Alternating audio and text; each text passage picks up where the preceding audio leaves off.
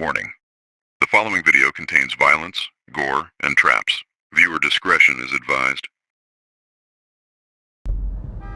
Money was still coming in for Rico and the rest of EBK. Only thing is a big percentage of that money will be getting took by Marcel from now on. Chris convinced Rico not to try that tough Tony shit on these motherfuckers.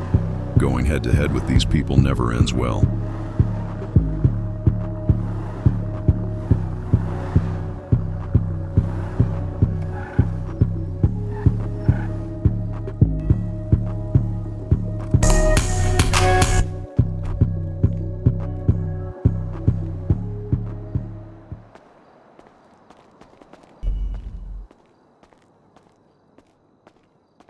This store was damn near every hood store.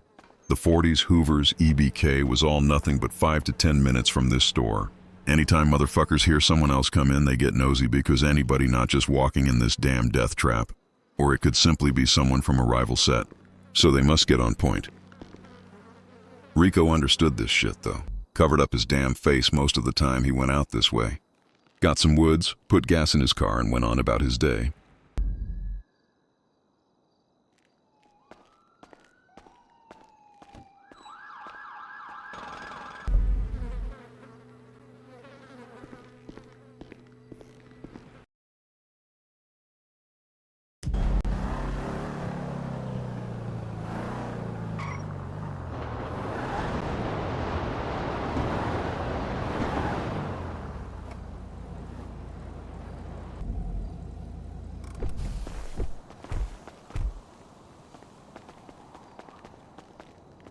The fuckers decided to follow Rico and Chris to see where they were from, then make a move. Halfway there, they already made up their minds that these were for sure some damn ops once they seen Rico drive in SOK's apartment complex. Rico wasn't on 10 at all.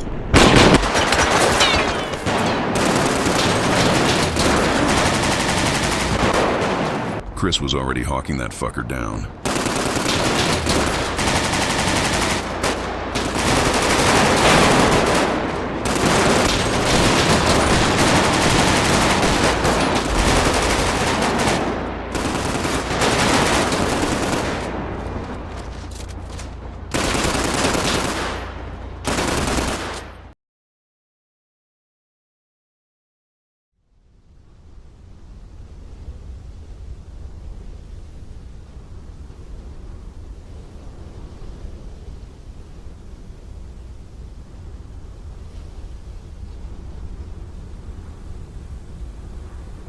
Marcel was a lunatic.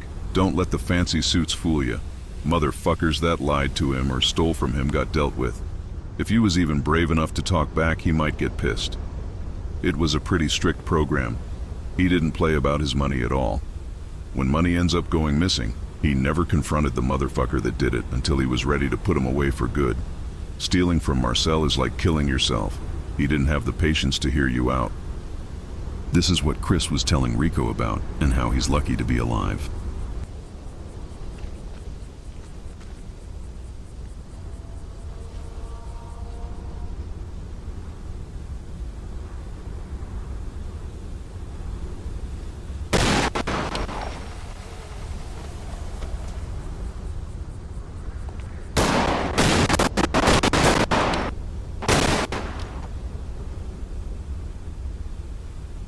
Quan was busy looking for a buyer. They still had product to sell.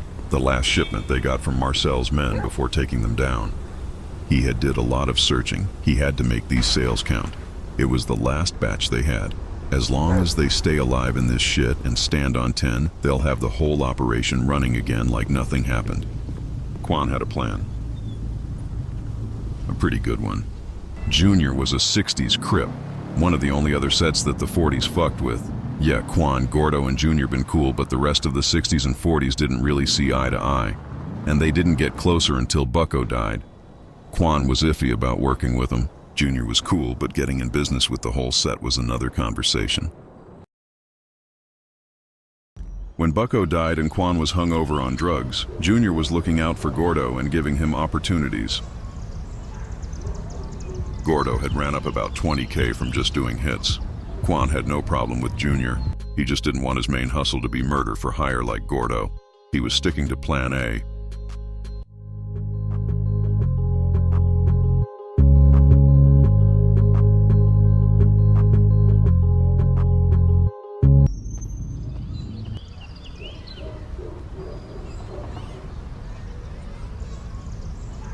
Doing these drills came with patience. Gordo liked stalking motherfuckers though. He knew it was part of the game.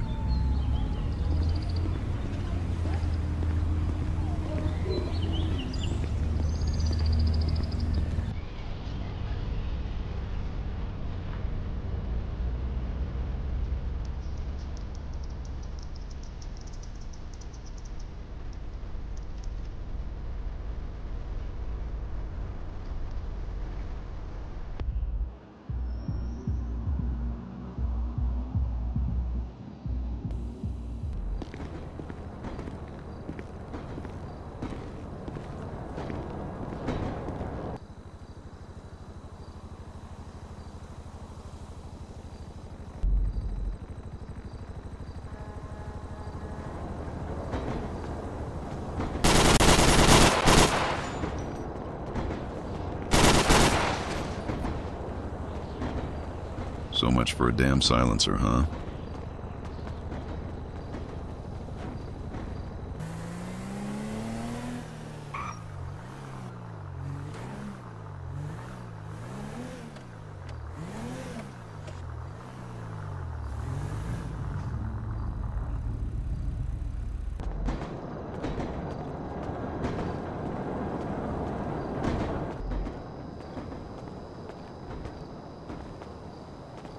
When Gordo went back to collect the rest of his payment, Quan was there. He didn't really expect Quan to actually come down this way.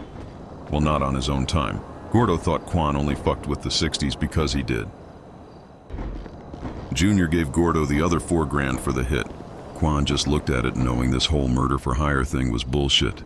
Even if it was $50,000, it's no way you can make a living killing motherfuckers. What do you do when everybody you want gone is already dead?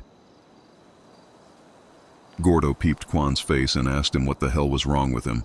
Quan just flipped the question, asking Gordo did he bump his damn head, doing hits for throwaway money. What the actual fuck is $8,000 doing for you right now? Gordo replied saying, you came here to count my fucking pockets? You acting like a bitch. This really irked Gordo's nerves because he didn't see another option when Quan was on his way to becoming a junkie. Nobody was doing good work, but Gordo will reach his deathbed faster doing this type of shit for money. The streets talk. And like Quan mentioned, this was throwaway money for them. They were just spending $8 on clothing.